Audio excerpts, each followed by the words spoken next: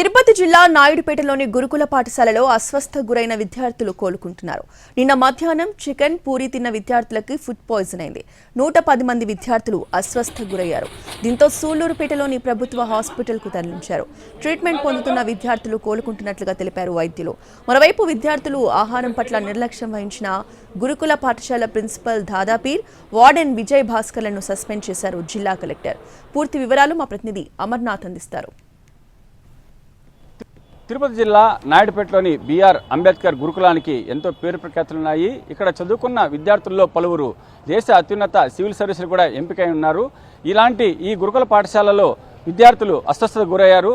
కలుషితాహారం తిన్న విద్యార్థులు ఒకసారిగా కూడా వాంతులు విరేచనలు కావడంతో వారందరినీ కూడా స్థానికంగా ఉన్న పిహెచ్సికి తరలించారు. కానీ గంటకు కూడా ఈ అనారోగ్యం బారిన పడిన విద్యార్థుల సంఖ్య పెరగడంతో వెంటనే వారిని నాయుడుపేటతో పాటు సూళ్లూరుపేట ప్రభుత్వ ఆసుపత్రికి తరలించి చికిత్స అందిస్తున్నారు.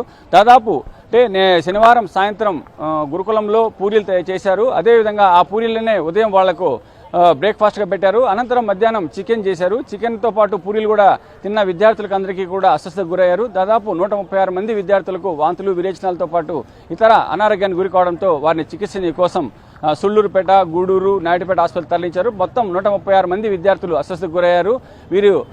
వీరిలో 5 మంది పరిస్థితి కొంచెం విషమంగా ఉందని చెప్పి కూడా వైద్యులు చెబుతున్న పరిస్థితి. మెరుగైన వైద్యం కోసం కొందరు విద్యార్థుల్ని నెల్లూరు ప్రభుత్వ ఆసుపత్రికి తరలించారు. ఇక్కడ వారికి చికిత్స అందిస్తున్నారు. వీళ్ళ పరిస్థితి అందరినీ కూడా కొంచెం బాగానే నిలకడగా ఉందని చెప్పి కూడా వైద్యులు చెబుతున్న పరిస్థితి. ఈ సమాచారం తెలియడంతో తిరుపతి జిల్లా కలెక్టర్ సంజామల వెంకటేశ్వర్లు గురుకులాన్ని సందర్శించారు. అక్కడున్న కూడా పరిస్థితులన్నీ కూడా అధ్యయనం చేశారు. అంటే ఆహారాన్ని ఎప్పుడు తయారు చేశారు, ఎప్పుడు పెట్టారు, ఏ నూనెను వాడారు అన్న విషయాన్ని కూడా ఆయన పూర్తి స్థాయిలో కూడా పరిశీలించారు. అనంతరం ఆసుపత్రిలో చికిత్స పొందుతున్న విద్యార్థులతో పాటు తల్లిదండ్రులను పరామర్శించారు. విద్యార్థులకు అవసరమైతే అత్యవసర చికిత్స అవసరమైతే తిరుపతితో పాటు ఇతర ప్రాంతాలు తరలించి చికిత్స అందిస్తామని ఎవరు ఆందోళన చెందాల్సిన అవసరం లేదని చెప్పి కూడా కలెక్టర్ చెప్పారు.